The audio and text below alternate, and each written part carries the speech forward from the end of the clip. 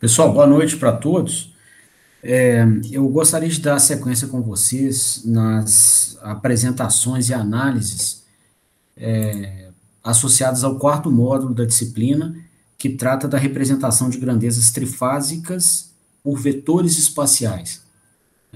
Então, esse módulo, ele busca apresentar a vocês uma nova forma de se representar sinais trifásicos dentro de microcontroladores, para que a gente possa processar esses sinais e futuramente tomar ações de controle sobre a máquina.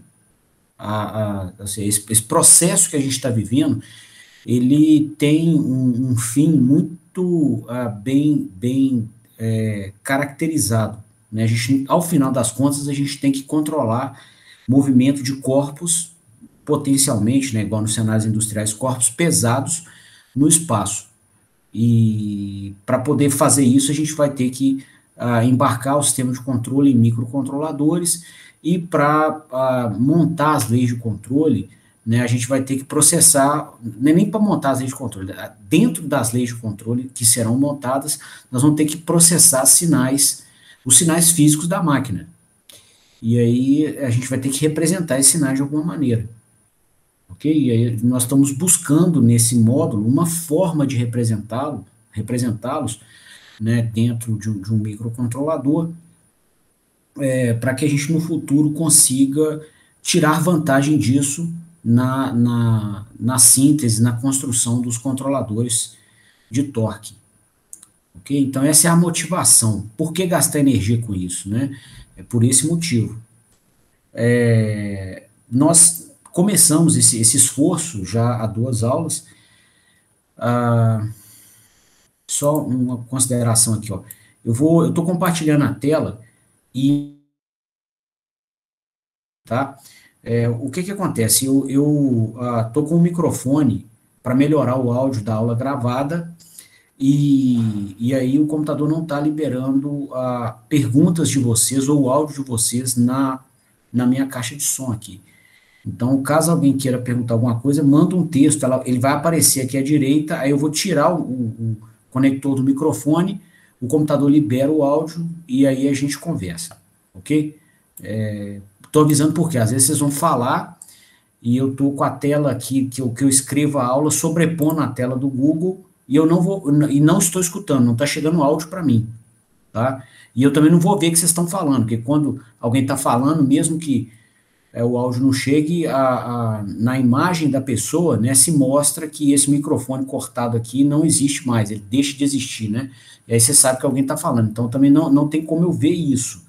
E aí peço vocês, por favor, que qualquer dúvida seja mandada com texto, aí eu leio o texto aqui do lado, e dele eu dou um jeito aqui de poder ouvir vocês, tá? Bom, então, até a aula passada, né, a gente mostrou aqui, ou a gente desenvolveu um esforço para conseguir representar o sinal do campo girante dentro de um microcontrolador, né?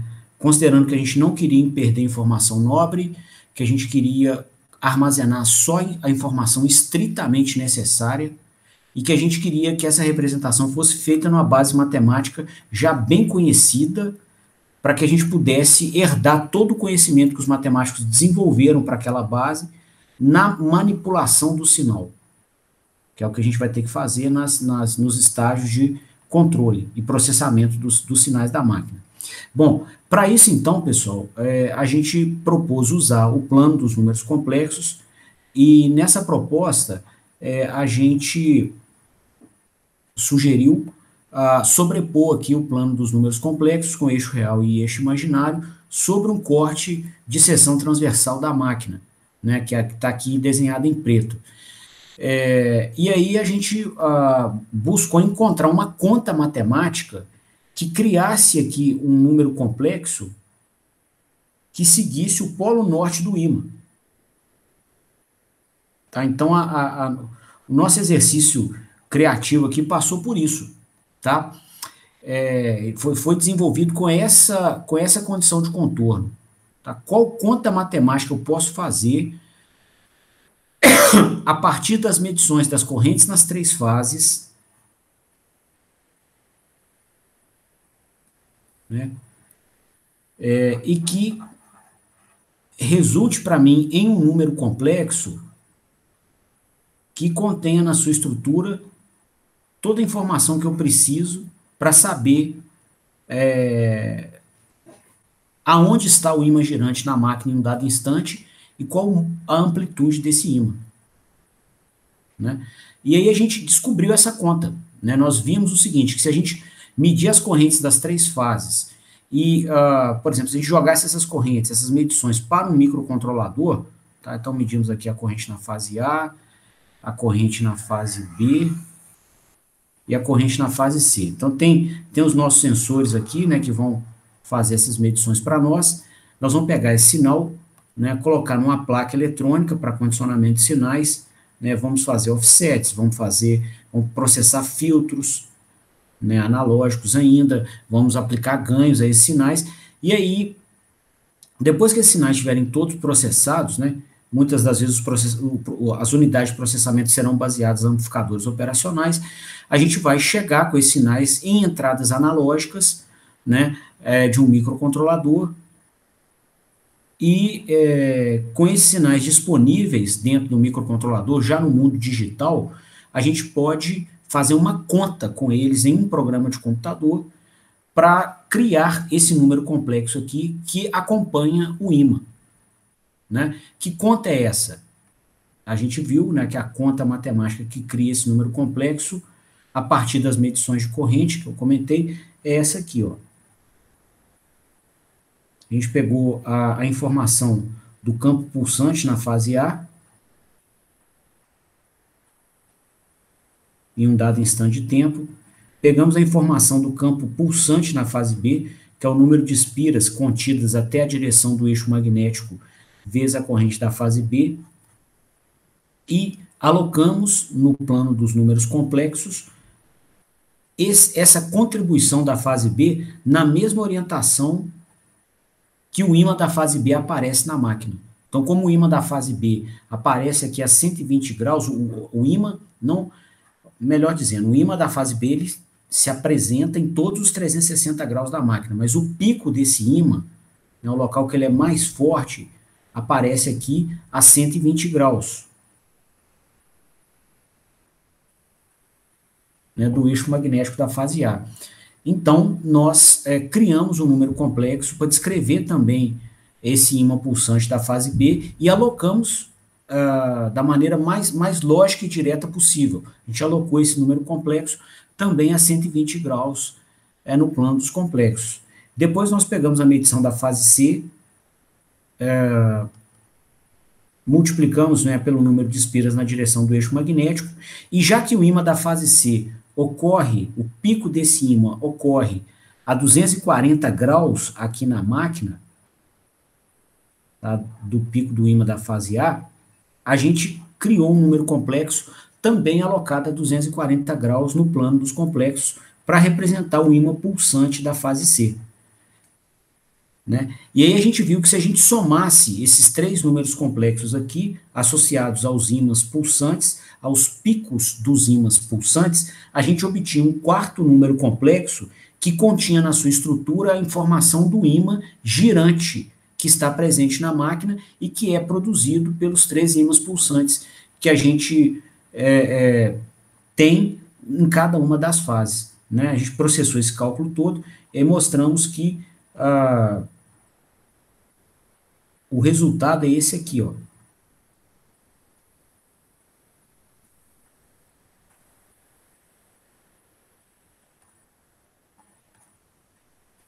Né? E esse resultado, ele mostra, né, um número complexo, cujo módulo é igual à amplitude do campo girante, vou colocar a expressão do campo girante aqui do lado, a força magnetomotriz total que a gente calculou no último módulo.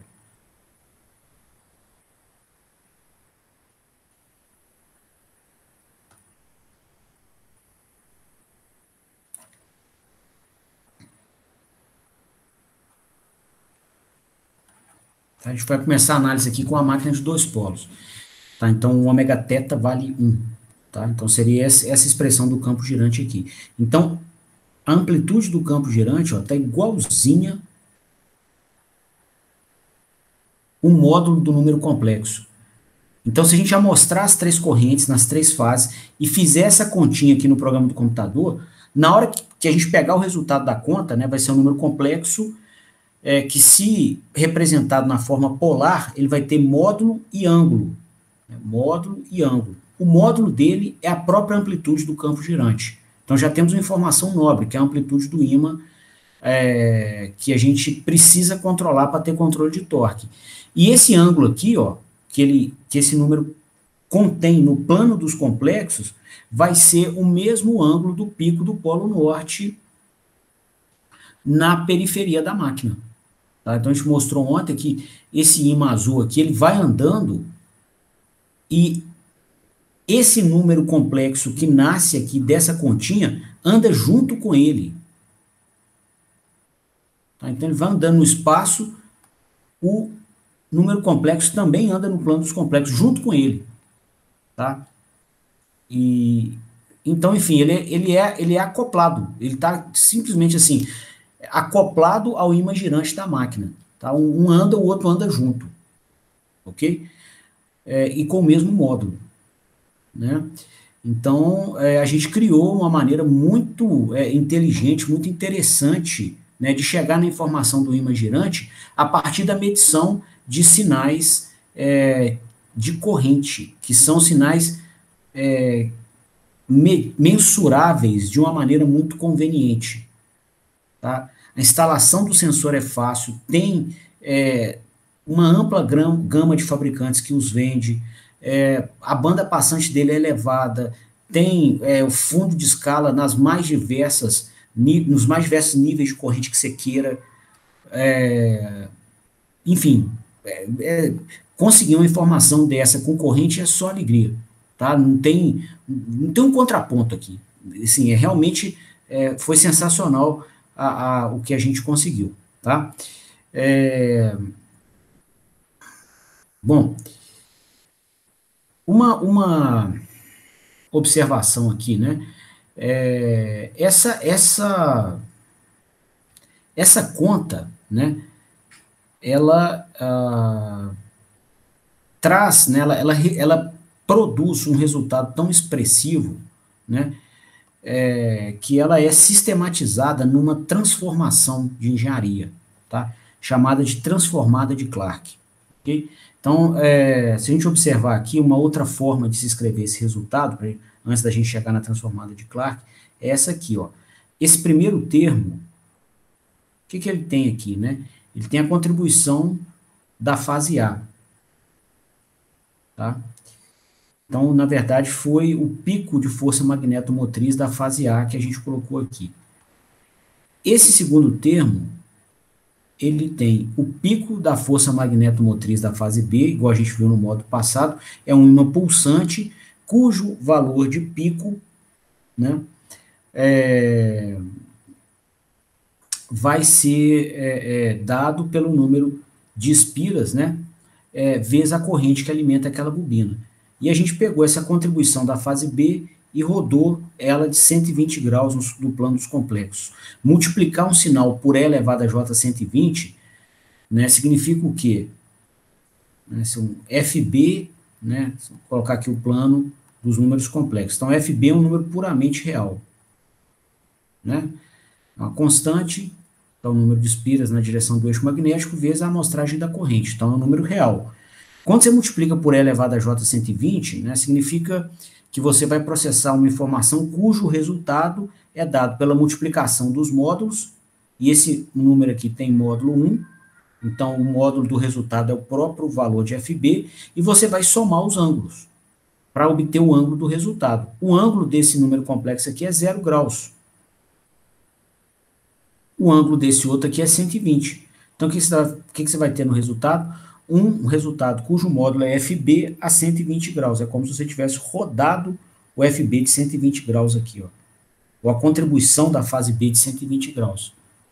Tá? Então, esse que é o resultado. Bom, e por último, né, a gente pegou a contribuição da fase C, aqui, e rodou ela de 240 graus. Tá? Vimos que o resultado tem uma amplitude 3,5 vezes maior do que a amplitude de cada um desses sinais sozinhos, da contribuição da fase A, B e C. Né? Então, se a gente recuperar lá no material de campos girantes,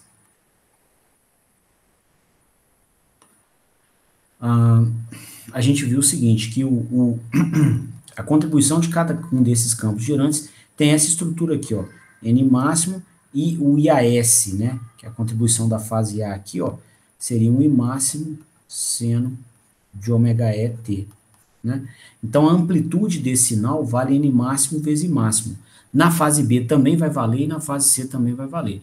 E aí, quando a gente processou essa conta dentro da nossa estrutura de cálculo aqui, a gente viu que a amplitude, ou o módulo do resultado é 3,5 vezes maior do que a amplitude do sinal de cada uma das fases que levou àquele resultado. Tá? Então, a gente normalmente usa esse resultado com uma multiplicação de 2/3, tá? Para que o resultado do cálculo do ímã girante, né, no mundo virtual, é o que a gente está fazendo, que é o nosso vetor espacial, tem a mesma amplitude dos sinais de cada uma das fases. Então, você olha para o número, você vê a amplitude dele, você já sabe a amplitude dos sinais nas 3 fases.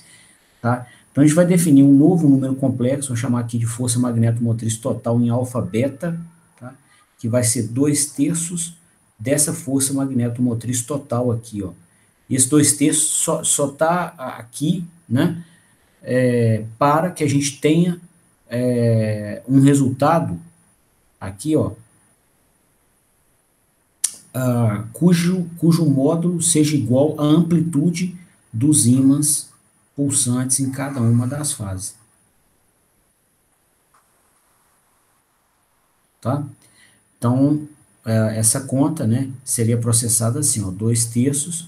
Esse número complexo, né, F total, a gente definiu aqui em cima, né, então seria 2/3 da contribuição da fase A, mais a contribuição da fase B, rodada de 120 graus, que é E elevado a J 120. Vou colocar isso aqui numa constante, vou chamar de A, né, onde esse A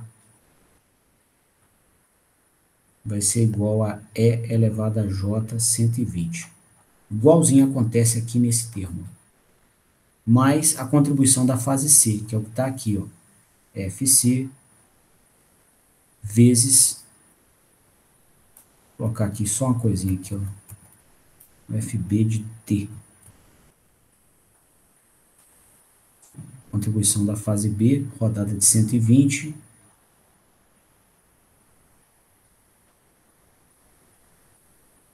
mais a contribuição, agora voltando aqui, da fase C, rodada de 240 graus, ou vezes E elevado a J 240. Vou colocar essa contribuição, ou essa rotação aqui, como sendo uma constante, A ao quadrado. Tá? A literatura toda escreve desse jeito, tá, pessoal? Então, a gente vai se integrar à comunidade científica e tecnológica da área, conversando do jeito que a comunidade já conversa, tá? Como nós estamos chegando na comunidade, não seremos nós que escolheremos o linguajar, tá? São eles. E aí a gente vai acompanhar o linguajar deles, né? Então, levar um número complexo desse ao quadrado é multiplicar, né, o expoente por 2. Então, vai dar E elevado a J 240. Tá? Bom, esse cálculo aqui, né, ele caracteriza uma transformação de engenharia, chamada de transformada de Clarke. Tá? Quem propôs essa transformação é uma engenheira americana, na década de 60, chamada Edith Clarke. Tá? se eu não me engano, ela era da Universidade do Texas.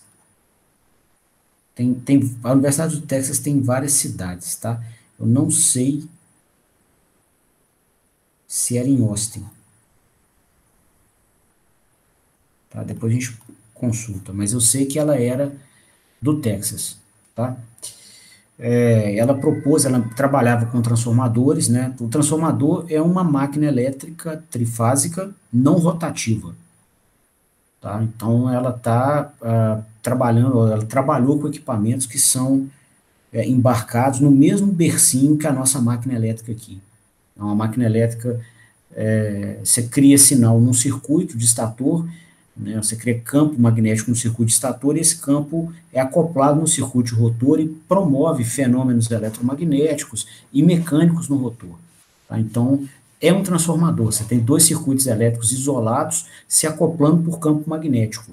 Só que no nosso caso, o secundário do transformador roda, dizendo que o rotor seja o secundário. No caso das pessoas que mexem com transformadores em elétrica, tá? Transformadores não rotativos, que são esses que a gente vê nos sistemas de distribuição, transformação, transmissão de energia, você não tem o secundário rotativo, tá? Mas os fenômenos físicos envolvidos são os mesmos. Na parte eletromagnética são os mesmos, ok? Então, isso ter nascido de alguém que é da área de transformadores não e ser usado agora em máquinas não é algo de se assustar ou de uma pura coincidência, tá? A base de conhecimentos é toda a mesma, ok? Bom, aqui, pessoal, eu também usei uma nomenclatura que a literatura usa muito, né, que é esse alfa, beta, tá? Isso são só apelidos, literalmente apelidos para os eixos real e imaginário, tá? Por quê? Tem uma série de transformações de engenharia que usam do plano dos números complexos para representar os seus resultados, né? A transformada de Laplace, né, usa a representação por números complexos, a transformada de Fourier, tá? Os fasores que a gente usa em circuitos elétricos monofásicos em regime permanente, eles usam também né, do plano dos números complexos. Só que cada transformada dessa tem um cálculo diferente para produzir o número complexo em questão. Tá? No final, é um número complexo definido nesse plano, mas cada uma delas chega nesse número complexo de uma forma diferente. E aí, para diferenciar, né, o número complexo que a gente vai ter aqui de outros números complexos, de outras transformadas da engenharia, a gente vai dar um apelido para os eixos, tá? Chamar o eixo real de eixo alfa e o eixo imaginário de eixo beta. Tá? De tal forma que o número complexo que a gente eventualmente produz aqui, ó, né, com a continha da transformada de Clarke, é igual a gente produziu aqui, ó, né, o número complexo associado ao campo girante produzido pelos três campos pulsantes. Então, esse número complexo vai ser chamado de vetor espacial. A gente vai colocar um subscrito alfa beta aqui para dizer que ele nasce da conta da transformada de Clarke e a gente vai chamar a parte real dele de componente alfa, que é a componente que aparece nessa projeção aqui, e a parte imaginária dele de componente beta, que é a projeção dele nesse eixo aqui. Ok? Então, são esses apelidos, né, que a gente está dando aqui, são amplamente usados na literatura, tá? Para se referir a componentes de números complexos que são obtidos pela transformação de Clarke. Tá? Bom, uma coisa a se pensar, né, pessoal, é a seguinte, essa transformação tem várias coisas a se pensar, né? Então, assim, não teria a ousadia de definir uma delas, né? Isso aqui abre um grande leque de possibilidades interessantes, criativas, né? E uma delas que eu queria propor para debate e reflexões é a seguinte: a gente teve, por essa conta matemática, né, um ganho muito grande para representar um sinal no espaço. Né? Esse sinal de força magnetomotriz, que é o que a gente chamou de FT, a força magnetomotriz total, que apareceu pela ação das três fases, né? Ele é um sinal no espaço, ok?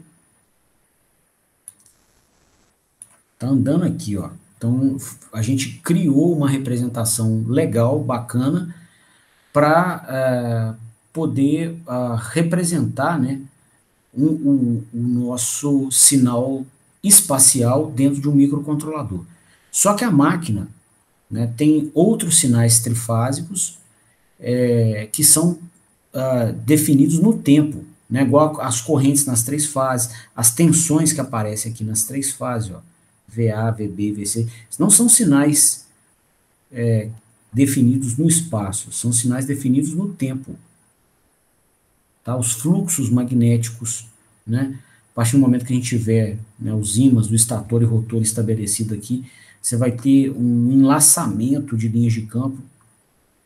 Nós vamos até conversar disso hoje, né, no interior aqui das bobinas. Então, você vai ter um fluxo enlaçado na bobina da fase A, você vai ter um fluxo enlaçado pela bobina da fase B, né? A gente vai ter um fluxo enlaçado na bobina da fase C, né?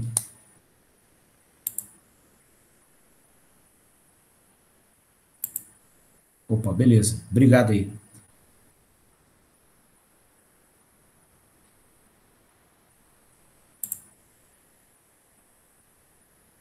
Opa, valeu, César. Quando tiver mais, aí você manda mais chat que deu certo. Então aqui, ó.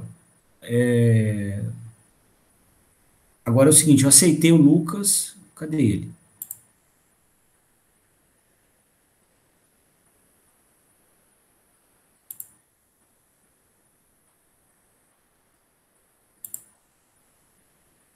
É, eu aceitei ele aqui. Se for o caso, se ele voltar e pedir de novo, aí vocês mandam um outro chat, por favor, para eu aceitar ele de novo. Porque eu aceitei e ele sumiu aqui. Não sei se a conexão dele caiu. Ah, chegou.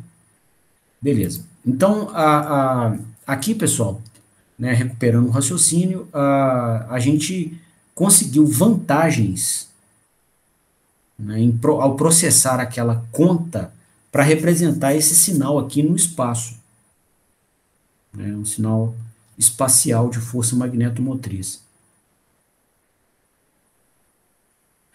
Será que não teria um cálculo parecido, ou às vezes o mesmo cálculo, que nos permitisse sintetizar num número complexo, né, ou uma única entidade matemática, as informações de sinais trifásicos definidos no tempo, né? Então aqui a gente tem, ó, as correntes das três fases definidas no tempo, não é no espaço.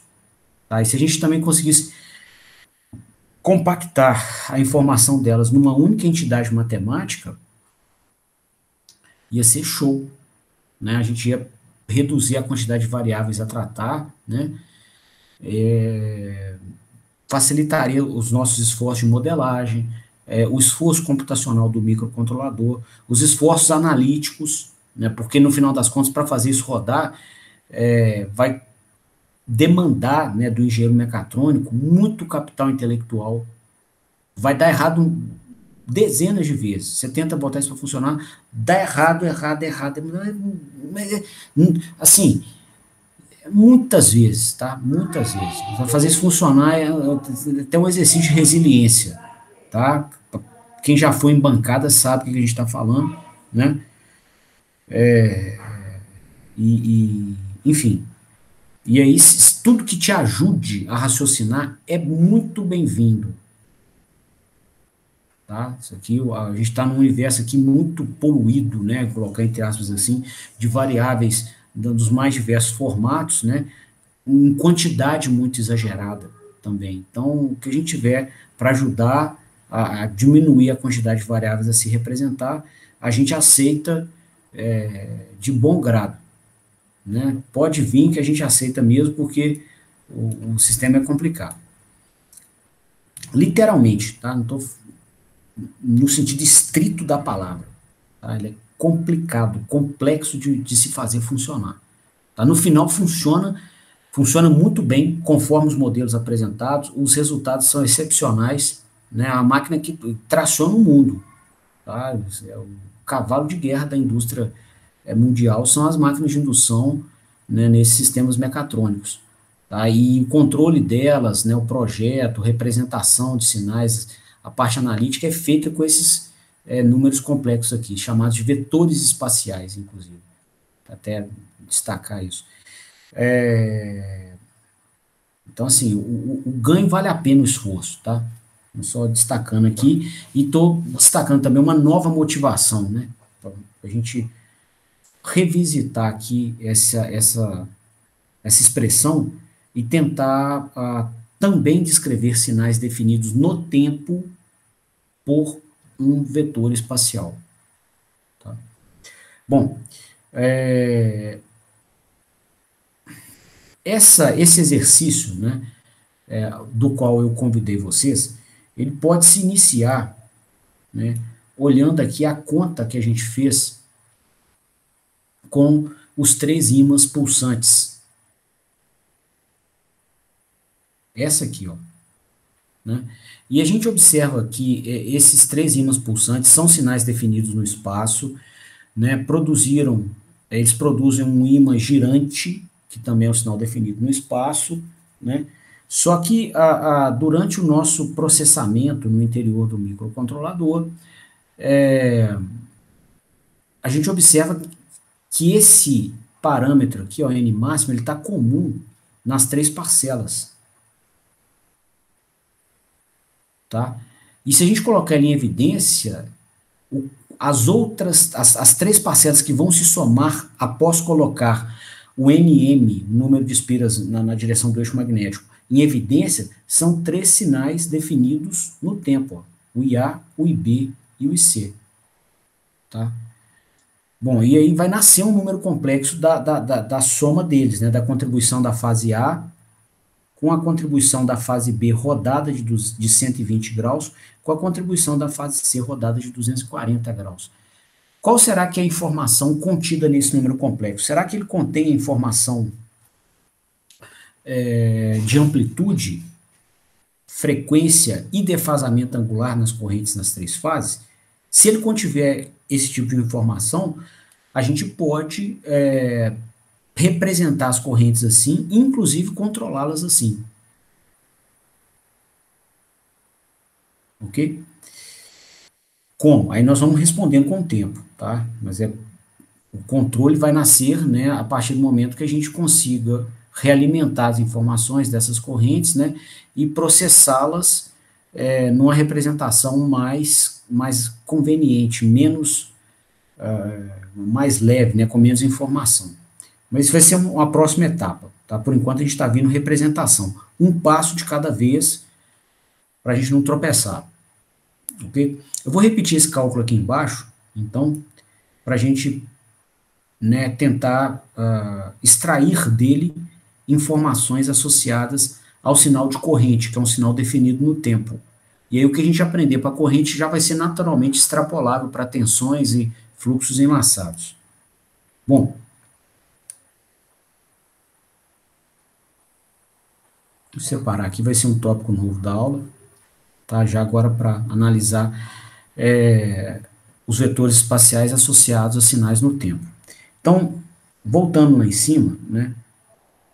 Esse vetor espacial, aí eu vou usar esse termo agora, tá, moçada? Até pelo título desse módulo, representação de grandezas trifásicas por vetores espaciais. Aqui, ó, grandezas trifásicas por vetor espacial. Esse número complexo que nasce aqui pela soma daqueles outros três complexos, ele tem um nome na literatura, tá? Ele é um número complexo como qualquer outro, só que para separar, né, para diferenciá-lo de outros números complexos que nascem de outras transformadas, a gente chama ele de vetor espacial, tá?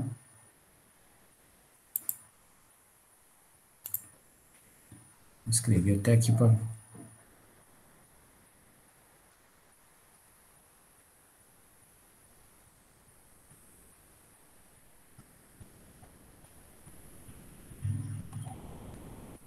Bom, então, o vetor espacial do campo girante da força magnetomotriz foi obtido assim, ó, transformada de Clarke, né? 2/3, contribuição da fase A, era N máximo vezes IAS, mais a contribuição da fase B rodada de 120 graus,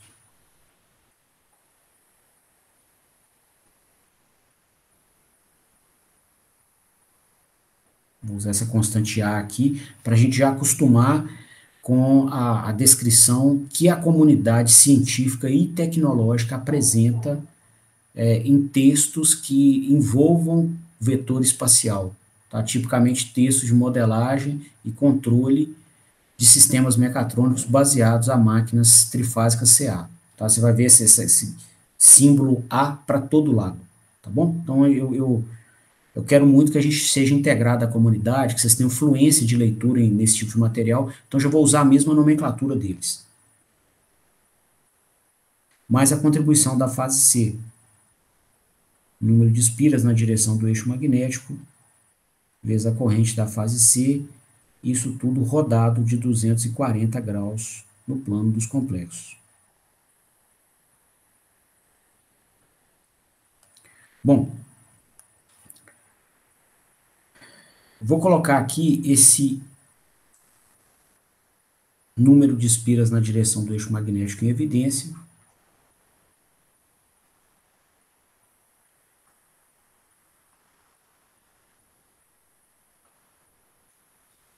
E a gente vai obter isso aqui, ó.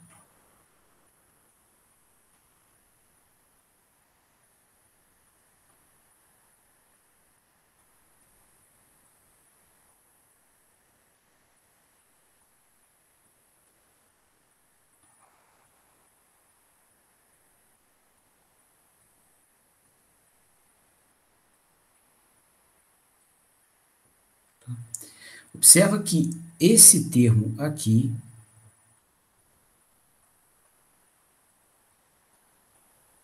do 2/3 para frente tem exatamente a estrutura da transformada de Clarke quando a gente a utilizou, né, com sinais de campo magnético trifásico, né? Então, olha para você ver, 2/3, 2/3. Contribuição da fase A, contribuição da fase A. Contribuição da fase B, rodada de 120 graus. Contribuição da fase B, rodada de 120 graus. Contribuição da fase C, rodada de 240 graus. Contribuição da fase C, rodada de 240 graus. Tá? Bom, e no primeiro processamento dessa conta da transformada de Clarke com o sinal de força magnetomotriz, né, a gente produziu aqui o vetor espacial de força magnetomotriz. Então, se a gente seguir a mesma lógica, a gente poderia definir com essa conta aqui um vetor espacial associado ao sinal tratado aqui no cálculo, que é um sinal de corrente. Então, seria um vetor espacial de corrente de estator definido aqui, né, no referencial alfa-beta, né, que é o plano dos números complexos, com números criados a partir da transformada de Clarke. Tá? Bom, essa proposta, né, ela ajuda em alguma coisa? Tá? Porque aqui é o seguinte, você tem infinitas possibilidades para manusear esses números do jeito que você quiser, né? Então, a diretriz que a gente usa aqui é promover esforço algébrico para ter um ganho físico depois, né, na nossa solução de controle de movimento de corpos. Então, esse que é o intuito, tá?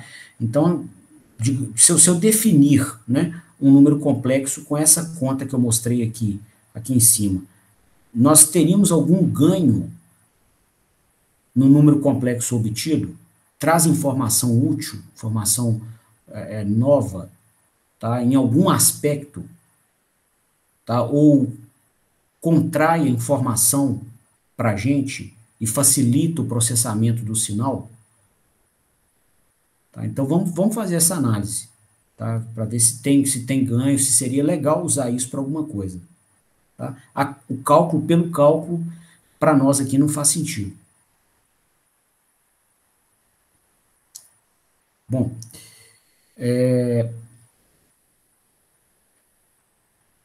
se a gente, então, olhasse a estrutura desse número complexo, a gente teria alguma coisa assim, ó. Então, seria 2/3, contribuição da fase A, né? Qual que é a contribuição da fase A? Que é o próprio sinal da corrente que circula na fase A do estator, que nós, né, já temos definido há algumas aulas, que seria uma estrutura tipo essa aqui, né? Se o sinal não for senoidal, se ele tiver um defasamento angular qualquer, as mesmas conclusões são aplicáveis do mesmo jeito, tá? Então aqui eu estou só sendo coerente com representações passadas que a gente fez para aproveitar raciocínio, tá? E ter um encadeamento de raciocínio mais bem feito. Então, a contribuição da fase B, o IBS, é o sinal da fase B, né? É um sinal com mesma amplitude, mesma frequência da fase A, porém defasado de 120 graus. E essa contribuição é rodada de 120 graus no plano dos complexos. Depois viria a contribuição da fase C, rodada de 240 graus. Então, a contribuição da fase C é um sinal de corrente senoidal, com mesma amplitude, mesma frequência dos sinais das fases A e B, porém atrasada de 240 graus no tempo com relação ao sinal da fase A.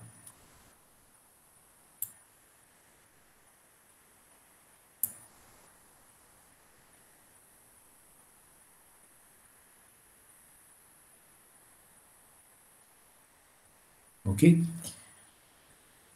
Bom, se a gente somasse isso aqui, né, igual a gente fez na aula de ontem, nós poderíamos usar a mesma estratégia, né, é uma soma de 3 números complexos, o resultado, então, é um quarto número complexo, onde a parte real do resultado, que é o IS-alfa, né, seria igual à soma das partes reais das 3 parcelas, e a parte imaginária do resultado, que é o IS-beta, seria igual à soma das partes imaginárias das mesmas 3 parcelas. Igualzinho a gente fez ontem com o sinal de força magnetomotriz das 3 fases, né? E, se a gente olhar o material de ontem, essas forças magnetomotrizes aqui, ó, deixa eu salvar isso, que foram somadas ontem,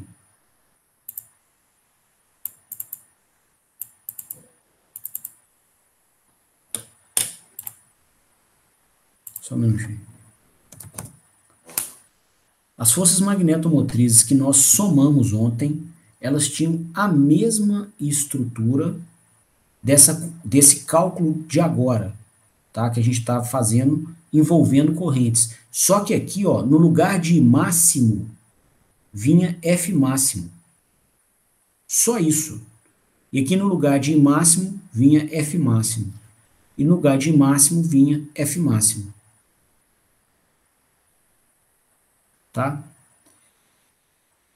Logo, e o seno, né, de ômega ET, que aparecia como a contribuição do campo pulsante na fase A, né, vinha igualzinho Era seno de ômega ET, era F máximo vezes seno de ômega ET, que a gente colocou aqui.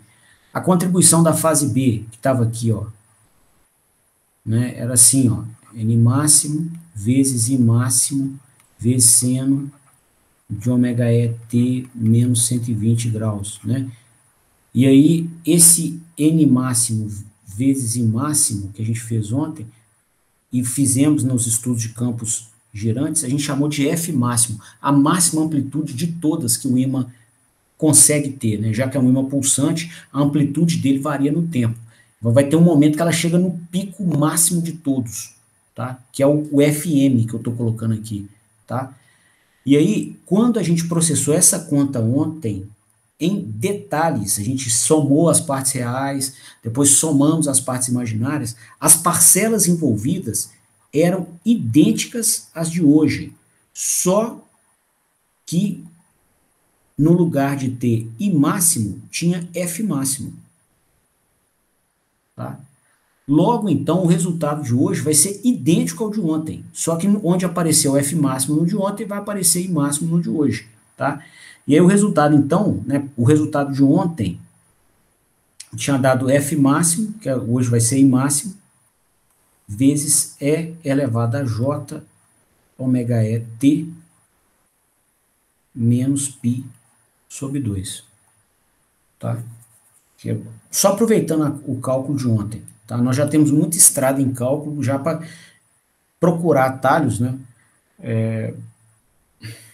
Para poder simplificar o esforço algébrico, ok? Aí só um detalhe também, para deixar bem claro, né? Assim, eu, enquanto estudante de engenharia, estudo engenharia até hoje, tá? Mas eu falo assim, enquanto na graduação de engenharia, eu tinha pavor de muitas aulas, né? Que o professor parava e falava assim, ó, nós vamos começar esse cálculo aqui, né? E daí você vê facilmente que, aí o cara taca 3 pontos aqui, ó, e cospe uma bomba lá no final, né? E vem com esse papo ruim de que vê-se facilmente que qualquer um sabe que, entendeu? E aí eu tinha preguiça danada, porque muitas vezes, enfim, né? A pessoa não queria fazer o cálculo, ou não sabia, e aí fazia um teatrinho de arrogância ali para dizer que, né, era fácil demais para ele, assim, ter que passar por isso, né?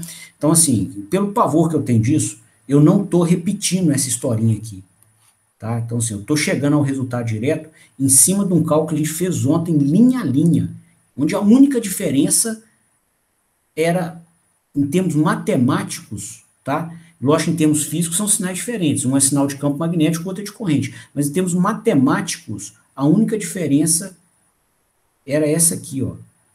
O nome que a gente deu para a amplitude dos sinais em cada uma das fases. Ok? Então, não é o velho 3 pontinhos, né? Sabe-se fácil que, tem-se, obviamente que, não é isso, não é isso. Nós acabamos de fazer ele ontem, tá aí nos vídeos à vontade. Quem estiver tomando aula também tem isso aí. Então, o resultado dá esse, né? Esse que a gente está mostrando.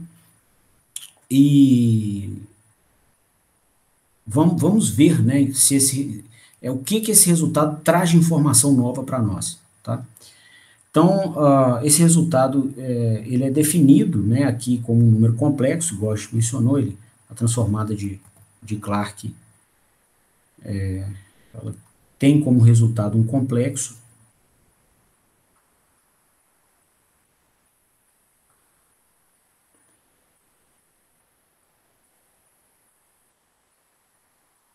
eixo real, eixo imaginário,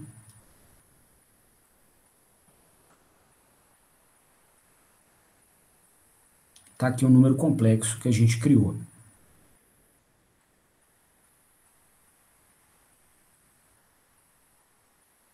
Tá? Esse número complexo, ele nasceu, né, a transformada de Clark, ela sempre é usada para representar sinais trifásicos. Então, ela nasce a partir de um sinal trifásico de uma dada natureza. Então, no caso do último exemplo, era um sinal que tem a natureza de corrente elétrica. Tá? Então, é um sinal definido no tempo com essa estrutura aqui, ó.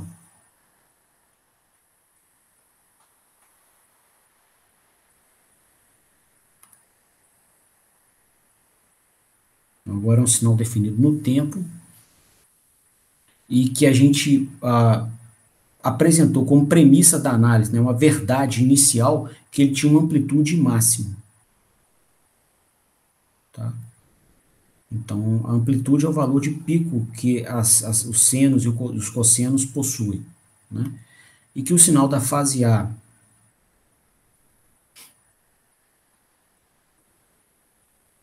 né, que esse aqui valia I máximo seno de ômega t,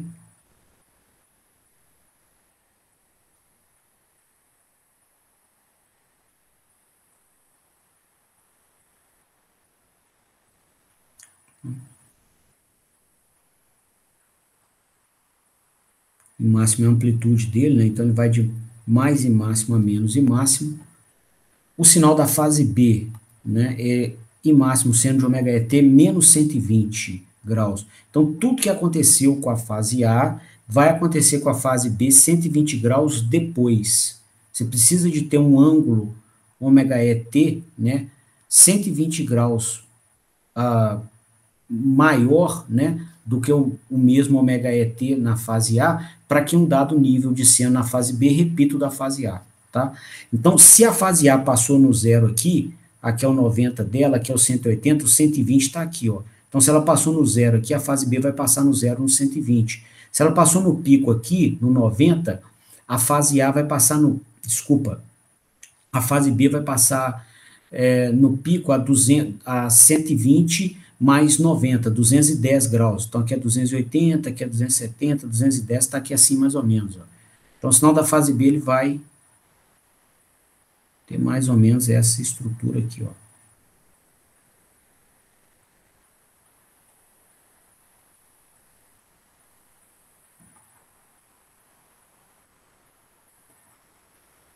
Tá?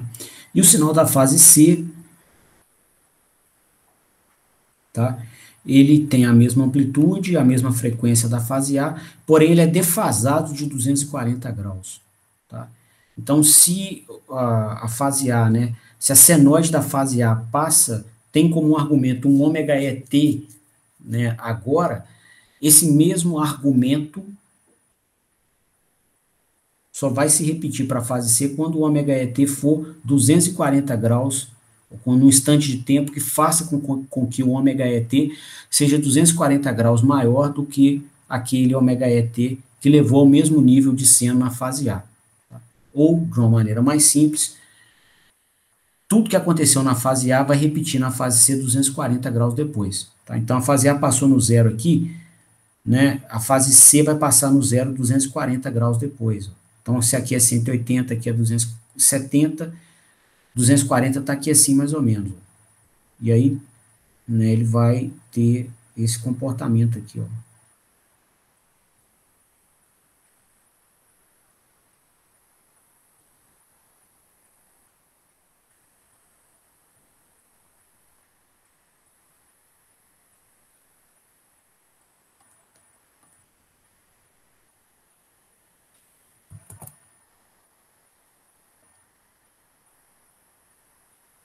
Tá?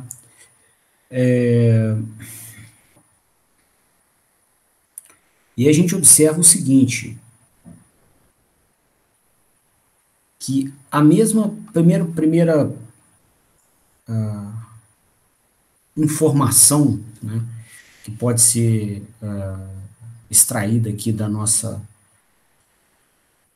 nosso vetor espacial, né, é que o módulo dele, né, o tamanho do vetor, entre aspas, né, é igual à amplitude dos sinais trifásicos que levaram à criação do número complexo. Então, esse número complexo tem na sua estrutura a informação do módulo das correntes nas três fases. Tá? E observa que você pode obter essa informação em qualquer instante. Isso basta se amostrar, né? Por exemplo, você pode tomar uma amostra desses sinais aqui de corrente num instante de tempo em que nenhum deles está passando pelo valor de pico, e ainda assim, tá, você conseguir saber qual que é o valor de pico. Tá?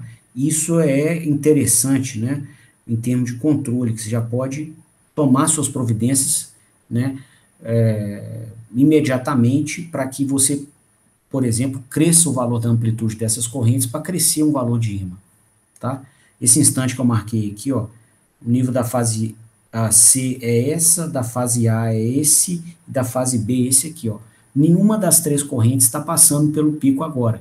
Se a gente pegar essas três amostragens, esse nível da fase A, esse nível da C e esse nível da B, jogar no microcontrolador e fizer a continha da transformada de Clark, você vai ter a informação da amplitude, mesmo embora os sinais não tenham passado ainda pelo valor de amplitude que eles têm. Tá? Então, é fato, está ali, né, a informação de amplitude, que é uma informação nobre para nós. Tá? E a gente, né, tem uma relação de afinidade no mundo mecatrônico de corrente com torque. Então, aumentar torque, variar torque, aumentar ou diminuir, significa passar por algumas etapas e uma delas vai ser alterar a amplitude das correntes. Tá? Então, ele já tem aqui como medir, né, que amplitude é essa, tá? De uma maneira bem conveniente. Se você fala assim, mas eu posso esperar, pode, mas aí você tem que ficar, né, amostrando, né, o sinal de corrente, esperando ele passar pelo pico, né? E aí você fazer um algoritmo de busca de máximos. Aí tem que esperar alguns milissegundos até passar pelo máximo para você então conseguir deduzir que o maior de todos foi esse aqui, ó. Só que você teve que amostrar uma janela grandona para poder fazer isso, tá? Outra coisa, pessoal,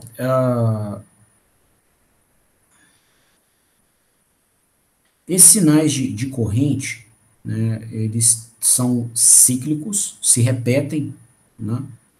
E quando a gente trata de sinais cíclicos na teoria de processamento de sinais, a gente define um período para eles, né, que é o tempo de um ciclo. O período fala para nós quantos segundos o sinal gasta por ciclo. Tá? Bom,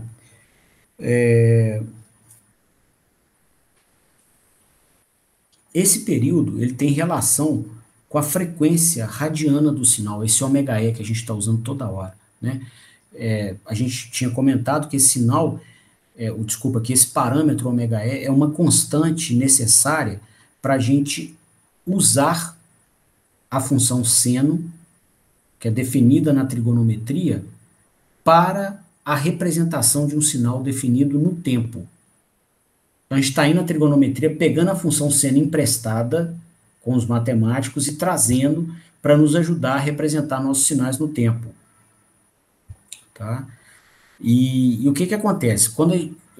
Beleza, eles emprestam a função, só que ela é definida já, né, por eles, e o argumento que você tem que colocar na entrada da função para que ela possa ser usada é um sinal em radianos ou graus.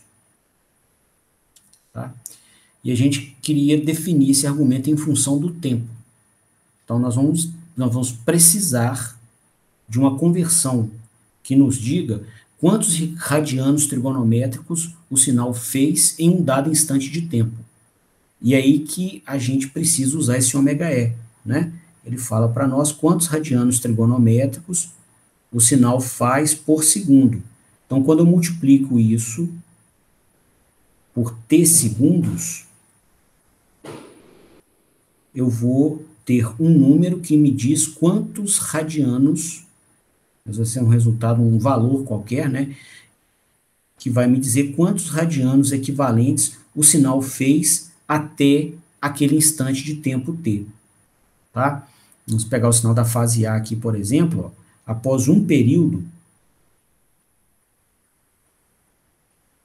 o sinal fez 2π radianos trigonométricos. Ele saiu, né? Essa senoide, ela sai do zero, vai no pico, volta no zero, vai no menor valor de todos, né? Que é o vale dela aqui, e volta a zero. E aí tudo se repete, tá? Então o ciclo dela é feito aqui num tempo de um período, tá? Então, né? Quando a gente coloca, né? Um tempo t igual a um período multiplicado por ômega e, tá? O resultado são 2π radianos equivalentes. Então, quando a gente, né, teve o sinal excursionando pelo tempo de um período, né, ele, igual nesse exemplo que eu citei aqui, né, ele teve que, ele atinge, né, um valor em radianos equivalentes igual a 2π, tá? De onde, então, você diz que essa frequência em radianos, de radianos por segundo, né, é 2π sobre o período, tá? Eu fiz aqui com o sinal da fase A, né? Você fala assim, mas eu quero definir o período em outros locais. Então, dá para usar o mesmo raciocínio, tá? Se você pegar o ômega e, que te diz quantos radianos que o sinal faz por segundo, você quer tirar essa informação dele. Você pode obter isso,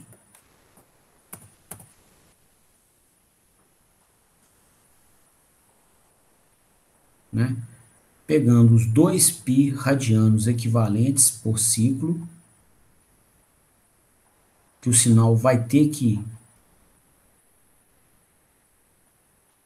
se mover, né, e dividir por t maiúsculo, né, que é o período, segundos por ciclo.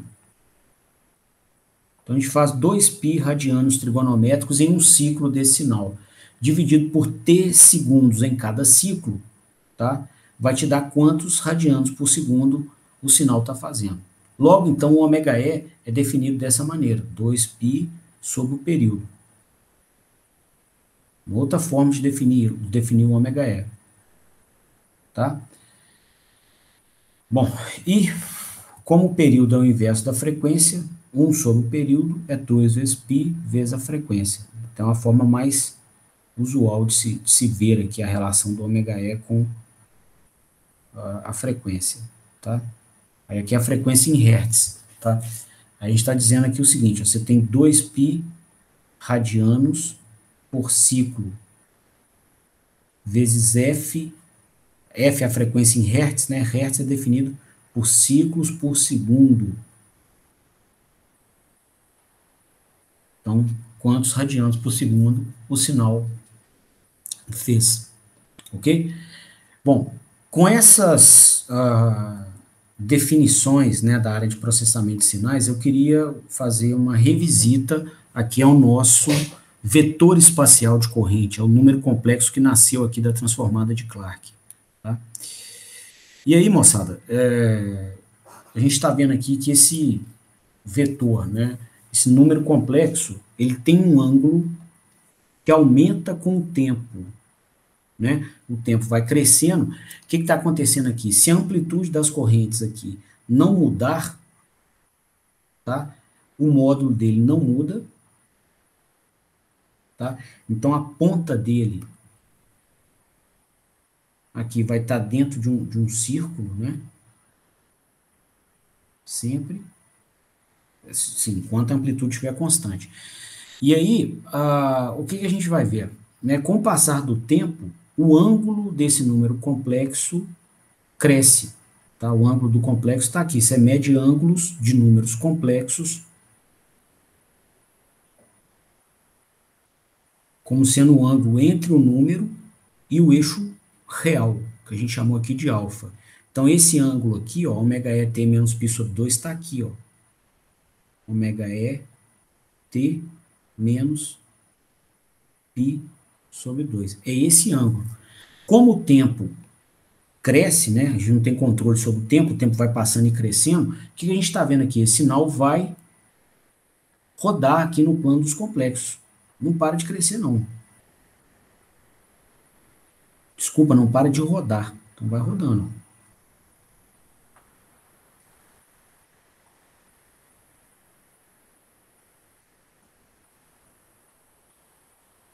até voltar à posição inicial, que a gente começou a análise aqui, ó.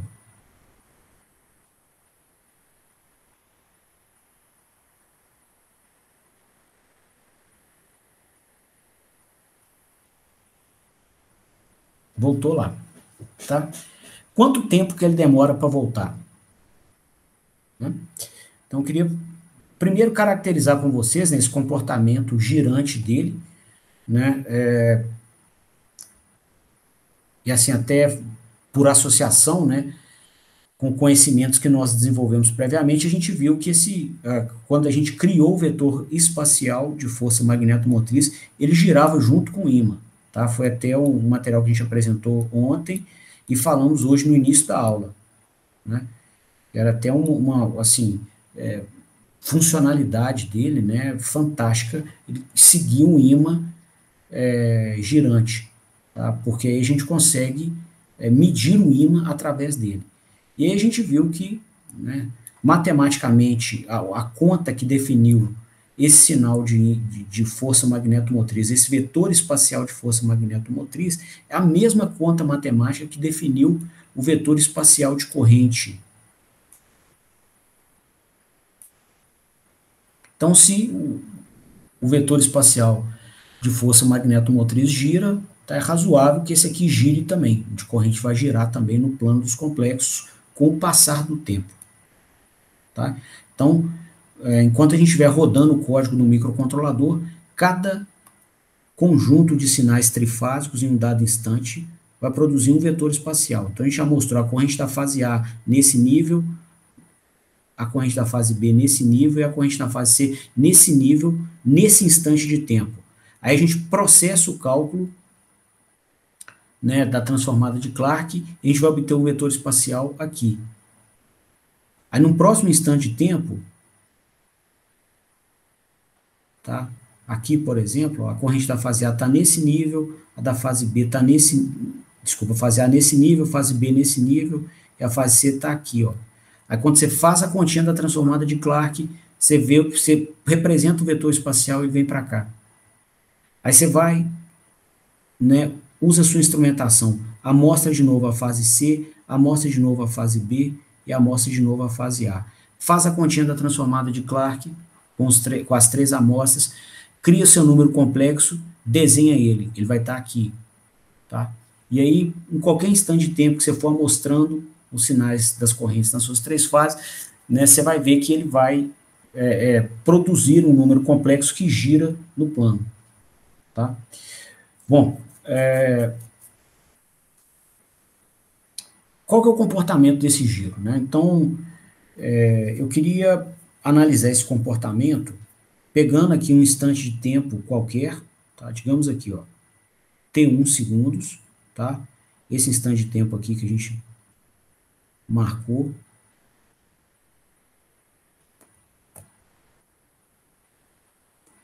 E eu queria analisar o que aconteceria com o vetor espacial depois que os sinais que o definem, né,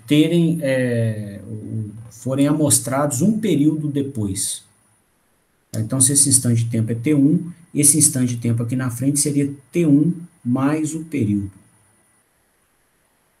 Tá? O que acontece com o vetor espacial? Então, a gente teria aqui o seguinte comportamento.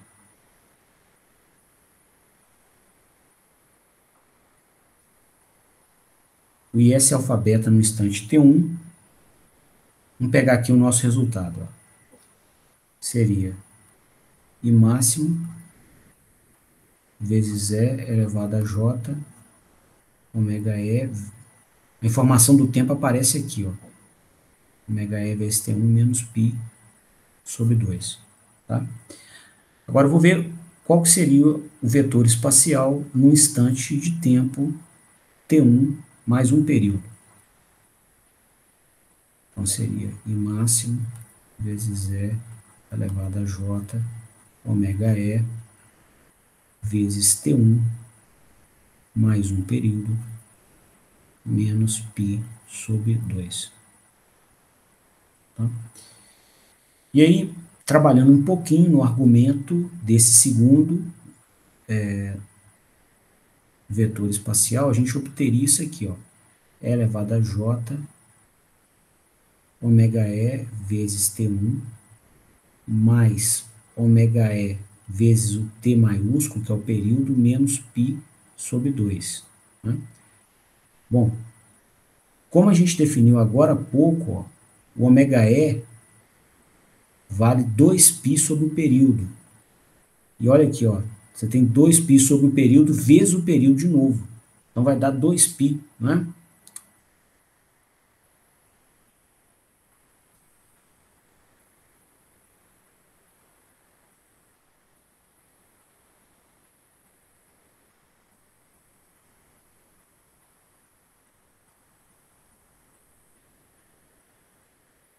Cortou aqui período com período. O que se apresenta aqui no argumento desse outro número complexo, né, desse outro vetor espacial, nesse instante de tempo aqui, ó? O argumento dele vale ômega E vezes T1, menos π sobre 2, mais 2π. Então, somar 2π ao argumento ou ao ângulo de um complexo significa pegar o complexo que está num ponto, rodar com ele 360 graus e voltar no mesmo ponto. Tá? Então, esses dois complexos aqui, ó, os dois vetores espaciais, né, que foram obtidos, né, em intervalos, com uma diferença, né, com um intervalo de tempo entre eles de um período do sinal trifásico, eles são idênticos, tá? Considerando que a amplitude não mudou, ok? Então, são idênticos. O que significa isso, então? Que o vetor espacial está rodando aqui no plano dos complexos, né, com uma frequência, né, igual à frequência dos respectivos sinais trifásicos que o definiram. Tá? Então, se esse sinal trifásico aqui faz, por exemplo, 60 ciclos por segundo, ou 60 Hz, esse vetor espacial aqui vai rodar no plano dos complexos também 60 vezes por segundo. Tá? Então, cada uma das projeções dele, né, a projeção na direção alfa, vamos pegar esse aqui, por exemplo, só de exemplo, ó. Projeção na direção alfa, que é o número, que é a parte real dele, e a projeção na direção beta, que é a parte imaginária, também vão pulsar 60 vezes por segundo, né? Por exemplo, o F-alfa, ele vai sair aqui de um máximo, quando ele passar aqui, e ir até um mínimo, e enquanto o vetor estiver girando, o vetor espacial estiver girando, a projeção dele vai, né, só reduzindo, né? Quando ele estiver aqui, ele vai reduzir mais. Quando ele estiver aqui a 90 graus, a projeção é 0. Depois ele veio para cá, a projeção ficou negativa. Depois ficou com um módulo maior, né? Ainda assim negativo. E aqui ele está com o menor valor de todos. Aí ela começa a crescer de novo. Tá? Chegou aqui a 0. Tá? Ou seja, ó, os próprios sinais nas direções alfa e beta também vão acompanhar essa frequência de 60 Hz que a gente usou como exemplo do sinal trifásico definido no tempo. Ok? Então, uma segunda informação que essa conta matemática nos entrega. Tá? A frequência, né, de rotação desses números complexos é igual à frequência dos sinais trifásicos no tempo, que foram usados para definir esse complexo. Tá? Então, o módulo dos sinais trifásicos é o módulo dos complexos. A frequência dos trifásicos é a frequência dos números complexos. Ok? Então, ele está carregando em si bastante informação útil já. E uma terceira que eu queria apreciar com vocês aqui é a informação de defasamento angular. Vamos fazer uma análise a respeito disso. Por que eu estou propondo defasamento angular? Porque, né, sinais senoidais que a gente usa em máquinas CA, né, não só os sinais senoidais de máquina CA, qualquer sinal senoidal, ele é definido por amplitude, frequência e defasamento angular. Tá? E aí a gente já fez a análise de amplitude e frequência. Agora a gente vai fazer uma análise envolvendo defasamentos angulares. Tá? Bom, para essa análise, pessoal, eu vou... e aí nós estamos tratando aqui, né, de sinais trifásicos. Então, eu vou pegar e eu queria observar o comportamento do vetor espacial, ou de dois vetores espaciais, obtidos a partir de dois sinais trifásicos que estivessem defasados entre si. Então, vamos desenhar os dois aqui, ó.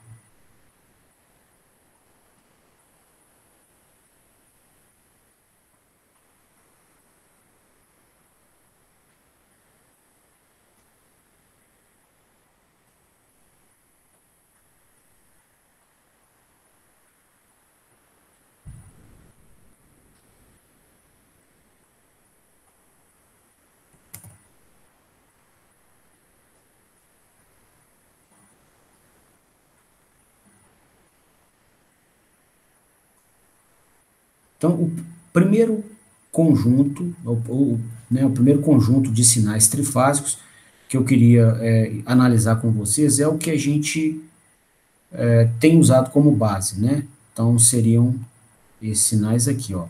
A fase A dada por I máximo seno de ômega ET, ou seja, um seno que não está defasado, né? O IB também uma senoide defasada de 120 graus. E o IC, outra senoide defasada de 240 graus. Então, seria um sinal com essa estrutura aqui, ó. Né, o IA é um seno que não está defasado, então ele passa no zero no instante zero.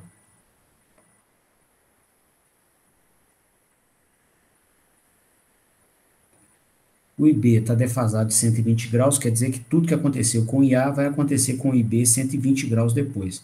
Os 90 graus está aqui, 180 está aqui. Se o IA passou no zero aqui, o IB passa no zero a 120, mais ou menos aqui, ó.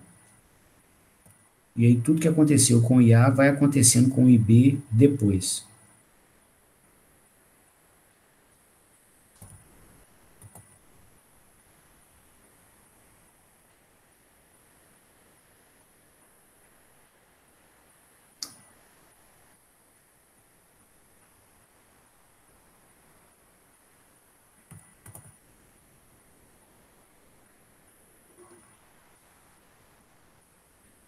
E o IC, mesma coisa, só que defasado de 240 graus.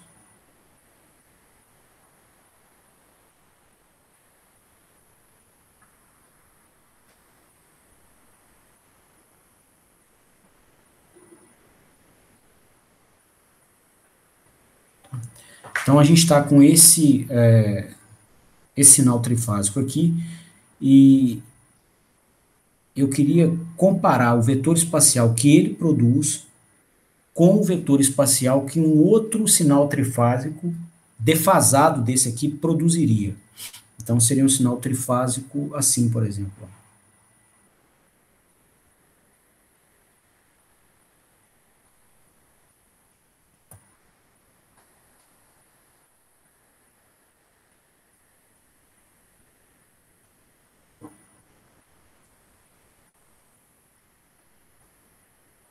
Tá? Vou considerar aqui os dois com a mesma amplitude.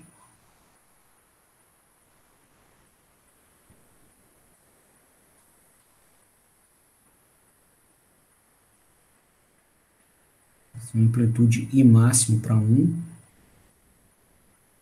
E amplitude I máximo também por sinal defasado. Tá? E aqui, pessoal, no sinal defasado, tá? A proposta vai ser a seguinte, ó.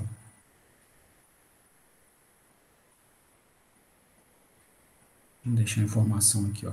Aqui a gente definiu os sinais assim, ó. IA. I máximo, seno de ômega ET. O IB. o I máximo seno de ômega ET menos 120, e o IC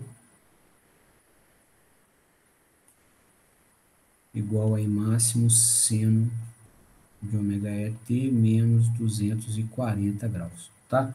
Aqui embaixo, ó, eu queria defasar todos eles, tá? Então, vou defasar aqui, ó, de gama graus, tá? Então, aqui a fase A estava, né, definida como uma senoide, sem defasamento. Aqui eu vou atrasar ela, ou adiantar de gama graus, tá?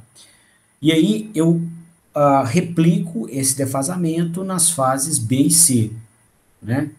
Então, o novo sinal, vou chamar IAS linha, IBS linha, que é o novo IBS que a gente vai analisar, tem a mesma amplitude do IBS, a mesma frequência,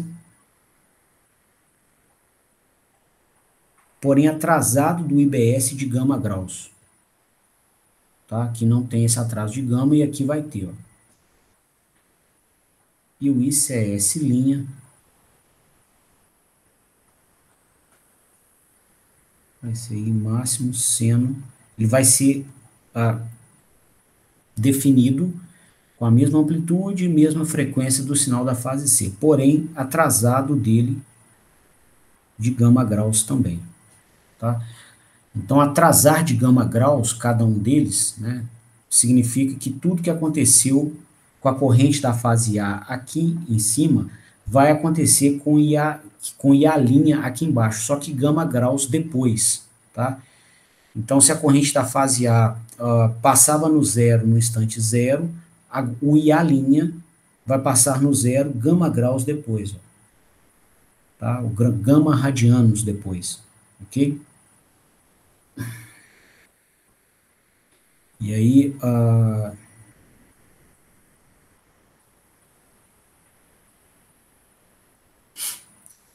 você vai ter um sinal assim, ó.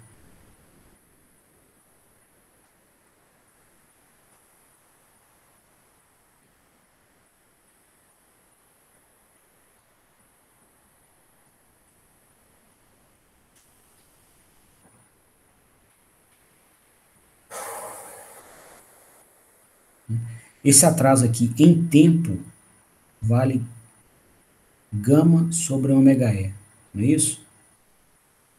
Então, gama radianos de atraso dividido por ômega E radianos por segundo vai te dar quantos segundos, né, que esse gama representa. Tá? Bom, o sinal da fase B vai ser igual ao de cima, né, só que também defasado de 120 graus, então a mesma onda azul, eu estou usando a mesma cor para sinais correspondentes, né? Então o IA a gente fez com esse areia, esse laranjado aqui, eu estou fazendo em laranjado, IAS linha,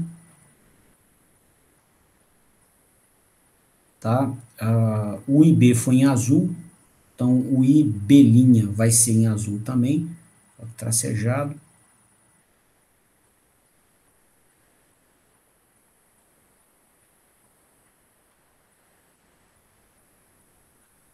E o IC tinha sido em verde. Então, nós vamos fazer o IC linha em verde também.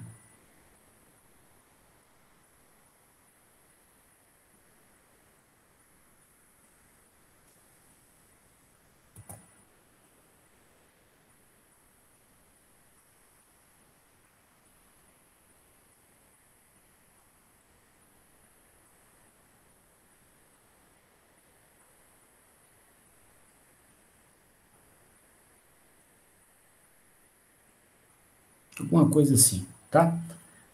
Então, ele se atrasa. Eu peguei esse conjunto aqui de cima, inteiro, desloquei ele gama graus, atrasei ele gama radianos aqui, né? Para frente. O gama sobre ômega E segundos, tá? Então, foi a defasagem entre eles. Bom, o que que acontece com os vetores espaciais desses dois conjuntos trifásicos?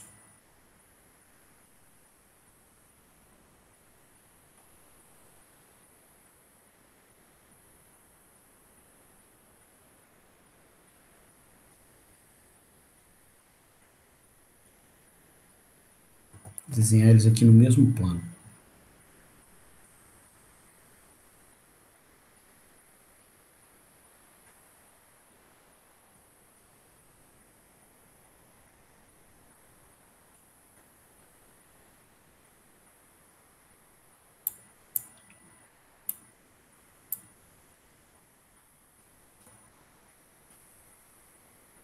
Eixo real, eixo imaginário. Bom,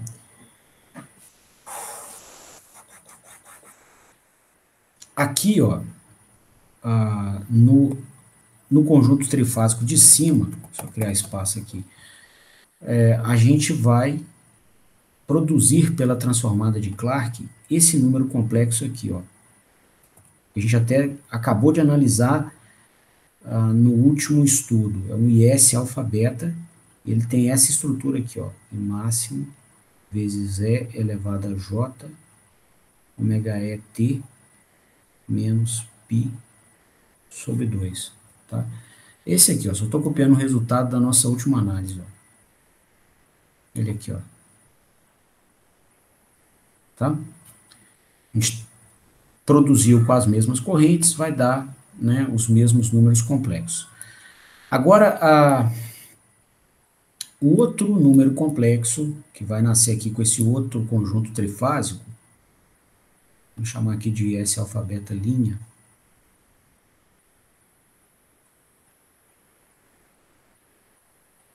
tá? Ele né, vai nascer destas correntes aqui, ó. Então, a gente tomaria essas três funções e as colocaria, né, como entradas na transformada de Clark, que é a continha que a gente faz para criar o número complexo do vetor espacial. Bom, durante esse processamento, né, a gente ia passar pelas mesmas etapas que a gente passou no processamento desse sinal trifásico aqui, ó. A gente usou esse sinal trifásico na transformada de Clark, né? E a única diferença entre os dois conjuntos trifásicos é que aonde aparecia ômega ET nesse conjunto trifásico aqui, vai aparecer ômega ET menos gama para o conjunto trifásico aqui de baixo. Então, por substituição de variáveis, tá?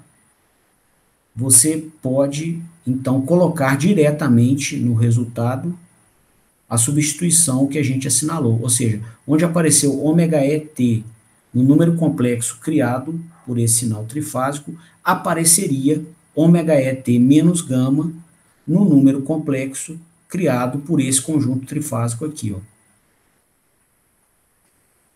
Então é só chegar aqui no ômega ET e substituir por ômega ET menos gama.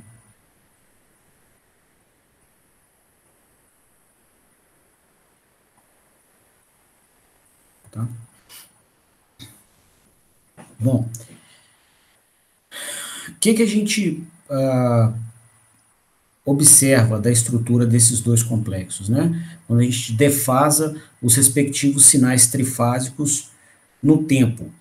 Então, os dois complexos têm o mesmo módulo, a mesma frequência, porém, o número complexo associado ao sinal que está defasado no tempo também fica defasado no plano dos complexos, de gama graus.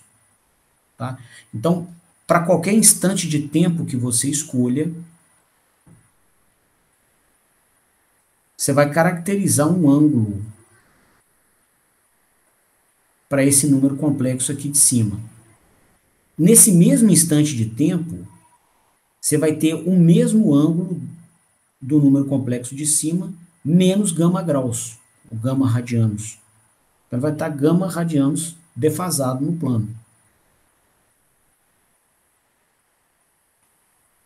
Isso conclui a análise que eu queria fazer com vocês desta última propriedade, né, dos vetores espaciais aqui associados a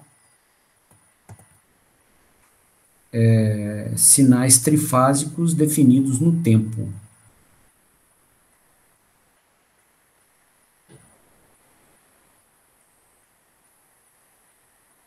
Se a gente, então, desenhasse os dois, ó, vou desenhar aqui o primeiro deles, o IS alfa beta.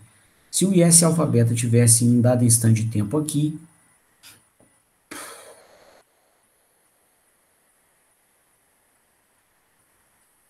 um instante de tempo T1 qualquer, tá?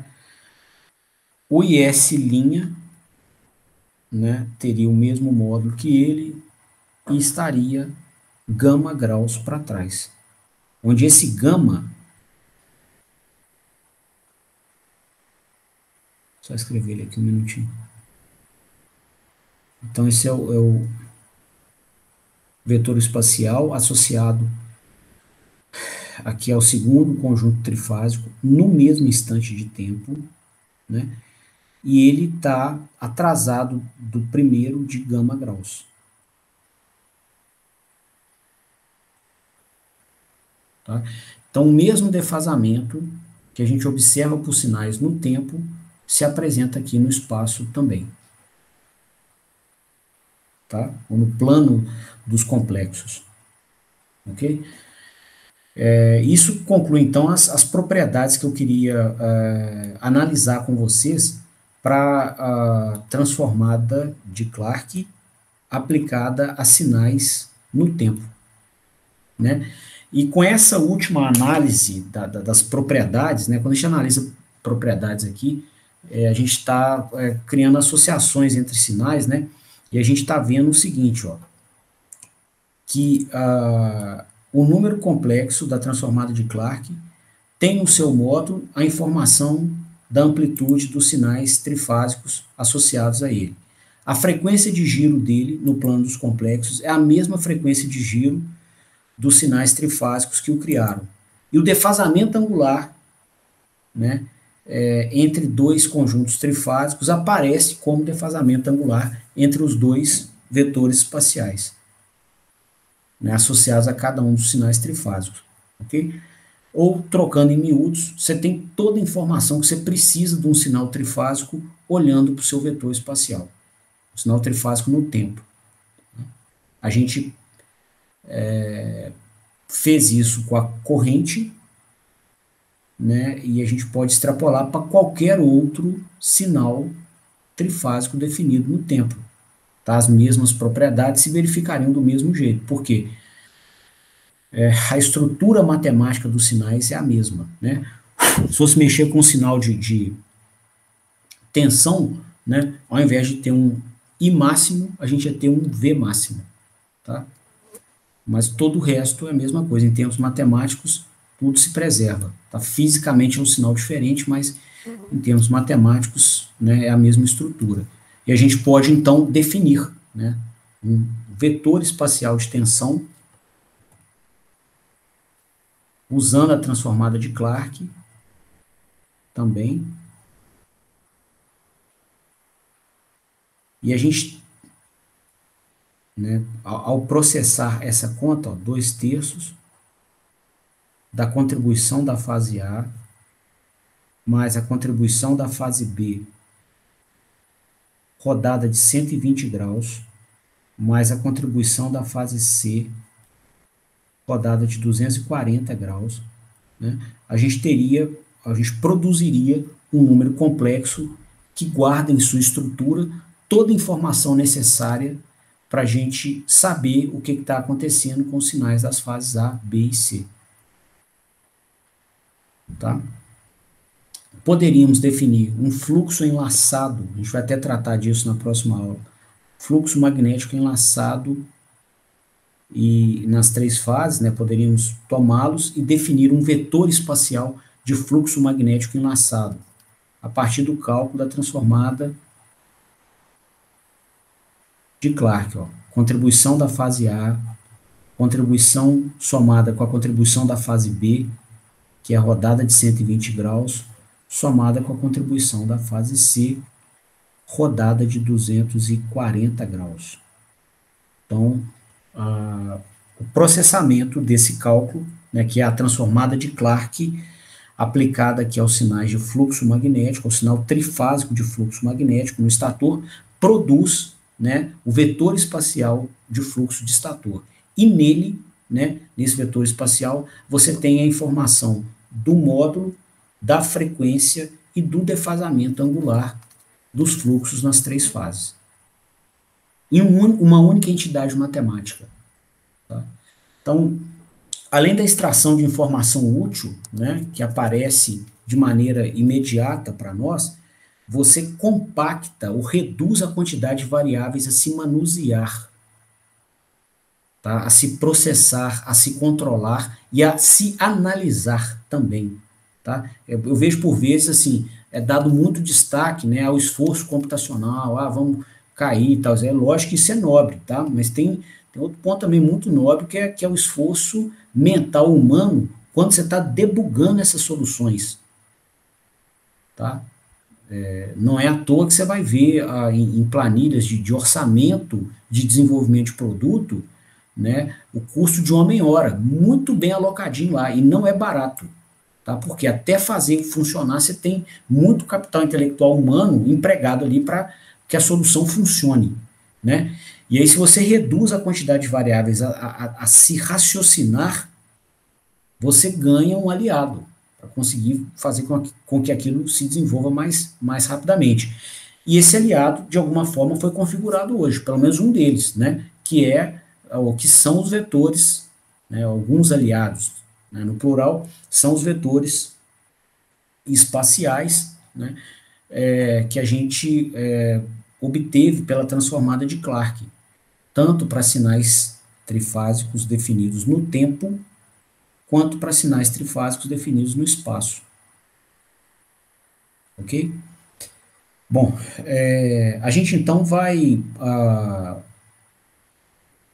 aprofundar, né, nesse assunto aqui e usar dessa representação para modelar a máquina, que é o próximo módulo da disciplina.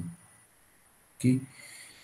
Só de curiosidade, muitos fabricantes, né, usam dessa representação nas malhas de controle embarcadas em seus inversores. Tá? E é um sucesso absoluto, porque eles embarcam e vendem para público industrial, que é muito, muito exigente. Né? Eles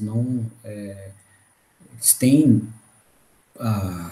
né, demanda por disponibilidade operacional elevadíssima. Né? O equipamento rodando 24 horas por dia, 365 dias por ano, de preferência. Tá? Então, é um ambiente onde soluções ruins são rapidamente descartadas.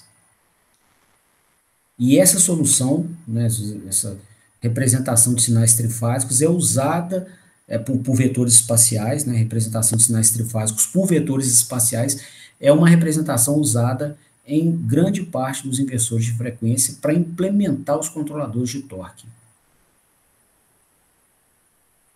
Então, essa solução já passou pelo crivo da indústria aí nos últimos 20 anos. Então, é boa, é eficiente e é muito usada. Tá? E aí, se acostumar com ela, custa um esforço inicial parecido ao de se aprender a dirigir. Né? Das primeiras vezes que você dirige, é esquisito, né? O carro fica sem controle. Depois, a coisa passa a ser orgânica.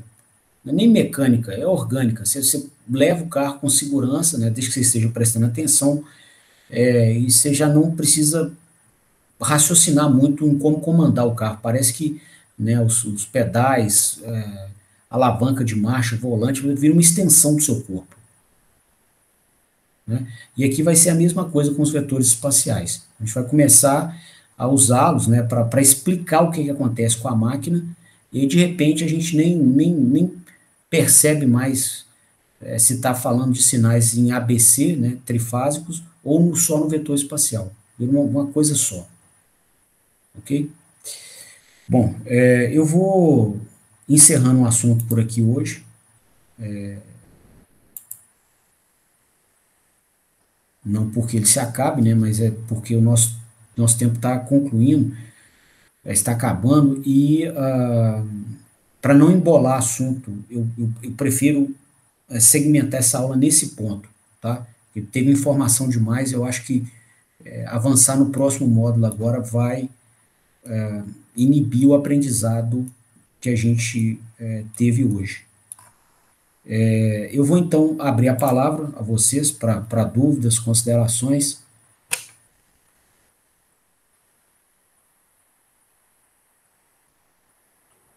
Ó, professor, Oi?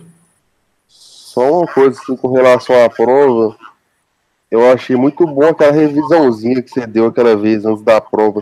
Se você puder fazer de novo alguma vez, se for viável, viu?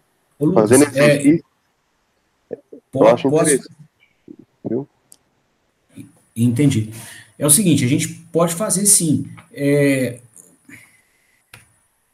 Vou voltar o microfone. Eu faço com o maior prazer, não tem problema não. O que está acontecendo é o seguinte, como os horários, né, oficiais para apresentar o conteúdo, né, eles estão muito condensados, o semestre está curto, eu não estava tomando o horário da aula. Então, o que que eu estou fazendo? As pessoas que queiram tirar dúvidas, elas estão me procurando, em particular, e aí a gente combina uma agenda sem burocracia nenhuma. Assim, você pode estar hora, eu posso estar hora, beleza, vamos. Aí a gente conversa e tira dúvida, entendeu? Então, assim, pode-se ter essa aula de dúvida, inclusive, isso está no meu escopo de contrato, de trabalho, entendeu? Eu tenho que fazer isso e faço com o maior prazer. Eu só tenho pedido para a gente não usar o horário das aulas, porque senão a gente não consegue completar o conteúdo. Então, das próximas vezes, se você quiser marcar um horário comigo, você entra em contato, né, por algum meio, um portal didático, um Facebook, e-mail, e fala que hora que é boa para você, eu olho minha agenda, a gente combina, e aí eu te atendo com o maior prazer. Tá? Não, Ah, não agarra, no não. caso, combinaria, eu veria com outras pessoas também, né? Que às vezes Se, vê todo mundo junto, no horário à parte.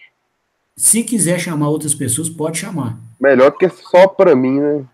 Não, Por mim, indiferente. Aí, caso você queira, digamos que você tem um grupo de estudos que você gosta, geralmente, sei lá, tem alguém que apresenta dúvidas que, enfim, você acabam sendo as suas e a pessoa apresenta de uma maneira que você gosta. Chama a pessoa, a gente faz uma videoconferência, é, num,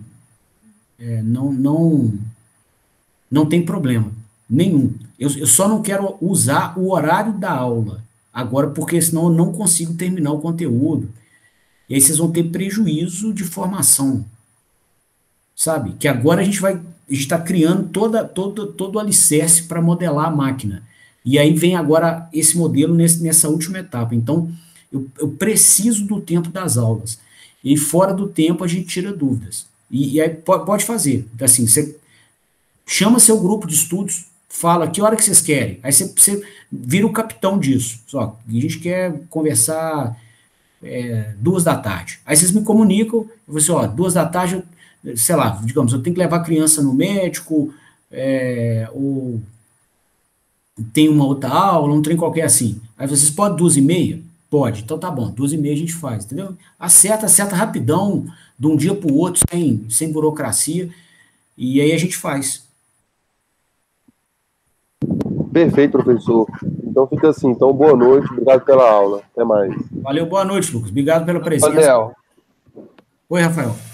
como é que tá, cara, o seu calendário aí, né, para a proposta aí do último módulo de modelagem da máquina? Sabe por quê? Porque eu estava pensando se a gente não conseguiria encaixar, antes de já passar para a modelagem, a gente fazer uma revisão desses últimos módulos aí, a partir do segundo teste. Talvez uma aula de segunda, não sei se seria possível. Só um overview assim, porque acabou dando uma embolada no conteúdo, eu não sei se seria útil para todo mundo. Entendi. Ô, Rafael, é o seguinte, tem, bom, o início das aulas, geralmente eu vou recuperando o material passado, né, para poder fazer um aquecimento e fazer uma conexão dos assuntos, né? A ideia é Uhum. facilitar o raciocínio Aqui, eu estou sem o microfone de lapela, vocês estão me ouvindo com clareza? Estamos ouvindo, beleza. Então, beleza. Vou deixar sem, então, para poder eu também ouvir vocês. Então, o que que acontece? Então, existe esse panorama, né? Uhum. Eu concordo com você que esse é um assunto complexo, né? E num semestre muito condensado igual esse, se perder algumas aulas, a pessoa acaba também se perdendo. Então, a gente está com um problema que está meio sem controle, que é tempo, né? Ninguém Uhum. segura tempo e tem calendários oficiais da universidade. Agora, dentro de todas essas questões, o que não pode ficar é sem o aprendizado, entendeu? A questão é que a gente se reúna para que vocês saiam com o conhecimento disponível, né? Uhum. E aí, nessa linha, cara, uma proposta que eu faço é o seguinte, que fica assim, que é, inclusive, proveitosa em meio acadêmico. Que vocês leiam os materiais, né, dos módulos, agora vai envolver, né, o terceiro módulo e o quarto, que a gente está começando essa semana. E aí, quem quiser tirar dúvida comigo, ou quiser fazer esse overview, igual você está falando, conectando os pontos, ou fazer uma aula de dúvida livre, eu totalmente disponível, tá? Faço com o maior prazer. Eu só não gostaria de usar os horários oficiais de aula, porque senão a gente não cumpre o conteúdo. Entendeu? Não, E, bacana. Uhum. beleza, Rafa? E aí, assim, existe a chance, né, de fazer. Eu não ligo, por exemplo, de atender um por um individualmente. Eu acho que é uma proposta interessante, porque para vocês, tá? Para mim dá muito mais trabalho, mas igual eu tô falando, a questão, isso é parte do meu escopo de contrato de trabalho. Não tem, eu não, sabe, além de eu não ligar, não tem problema nenhum para isso, né? Uhum. Ainda contratualmente eu sou pago para isso, então eu faço com o maior prazer. E para vocês, tá? Às vezes vamos fazer um aulão com a galera. E aí eu te falo de experiência, né? Nunca você consegue a agenda de todo mundo. Aí quem não É difícil. consegue, exatamente. Aí quem não consegue, né, tá disponível, assim, pô, mas me prejudicou e eu não aproveitei, não sei o quê. Então, assim, o que eu tenho sugerido é que cada um, dentro da sua agenda, me fale. Se eu quero bater um papo, tirar dúvida, eu sempre estou disponível para essas coisas. Só me falar, a gente marca na mesma hora. E se, igual eu falei com o Lucas há pouco, se quiser vir com um grupo, às vezes a pessoa tem um grupo de estudo que gosta, que bate papo de engenharia com ela, que é empolgada, quer vir. Tem gente que já é mais reservado. A pessoa gosta de me procurar para tirar dúvidas sozinha, sabe? Por N motivos. Às vezes a pessoa é tímida, às vezes a dúvida dela é específica. Tem N motivos. O ser humano, né, mais diversos comportamentos. Então, pode também, entendeu? Do jeito que vocês quiserem. O único pedido que eu estou Beleza. fazendo, que aí já é como alguém que pisou em umas pedrinhas do pântano, que vocês vão pisar.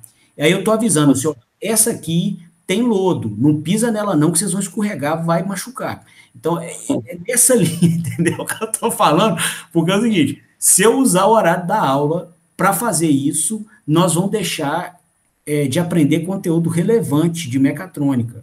Vai fazer falta lá na frente, sacou? Estou falando por já ter passado nesse pântano aí. Então, vamos tá? Montar isso fora Não, do. bacana.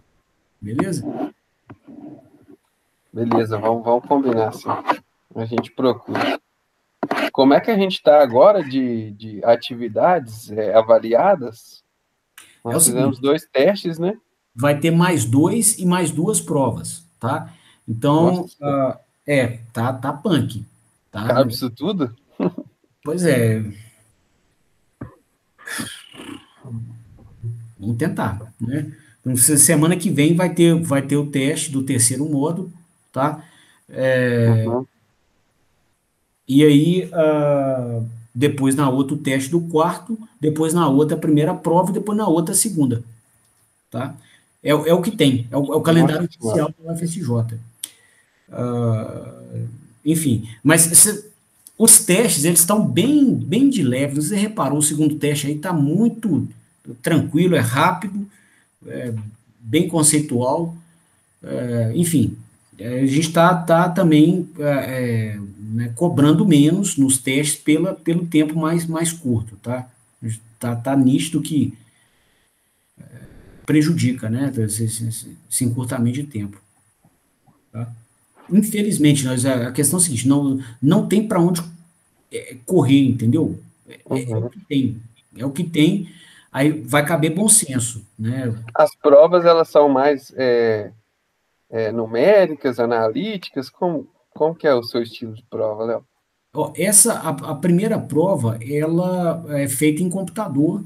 Ah, eu peço laudos técnicos que são extraídos pela análise de sinais obtidos na simulação da máquina em computador. Então, eu dou um cenário, geralmente um cenário industrial. Tem uma equipe de proteção do sistema elétrico, por exemplo, que precisa parametrizar num relé o tempo de partida de uma máquina, né? E eles não sabem o tempo de partida e se eles errarem a configuração, a máquina queima, tá? Se não inibir partidas muito longas, a máquina vai queimar. Forneça, né, simula a máquina e apresente a eles o tempo de partida, entendeu? E aí, se a pessoa vai, né, pega o modelo que a gente ensinou, coloca no programa de computador, já vai ter o programa pronto antes da prova, simula com as condições apresentadas e aí aparece o tempo de partida. Entendeu? Então, seria uma coisa nessa linha. Fazer um exercício, um treinamento nesse sentido também, né? Tem uma lista bem recheada nesse aspecto, entendeu? Vários exercícios nessa linha. Tá? E a prova segue a mesma linha, não tem pegadinha, não tem nada, é a mesma linha da lista. Bacana. Beleza, então. Beleza?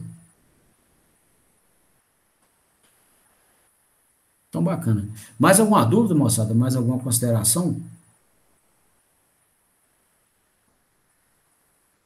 Então tá, eu vou, então, encerrando por aqui. Desejo a vocês uma boa noite e a gente se vê de novo segunda-feira. Beleza? Beleza, Léo. Boa noite. Bom fim de semana. Até mais, Léo. Até segunda. Até segunda. Boa noite. Até segunda.